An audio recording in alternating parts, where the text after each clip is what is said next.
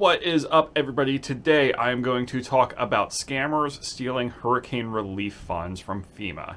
And this one strikes a personal nerve with me just because I grew up on the Outer Banks of North Carolina, had my properties destroyed from hurricanes and stuff, and firsthand seen the damage of these things. So here's how the scam works.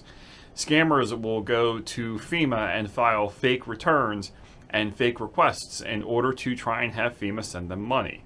What they'll do is they will go and say different things like my house was damaged, I've been displaced because of the storm, and they're going and filling the stuff out. We received a template that the scammers were using a couple days ago, and it's something where this is very unfortunate and frankly sad that they're doing this. To put it into perspective, Florida just got hit with a bunch of damages, and we hope everybody down there as well, everyone fares the storm as much as they can. But the problem is that also in Nigeria, they're experiencing a lot of flooding too. So for the scammers to go and continue stealing money after they've seen the first-hand damage of this stuff is absolutely horrible. So be on the lookout for a lot of the FEMA fraud that's happening. Be aware of how these attacks work.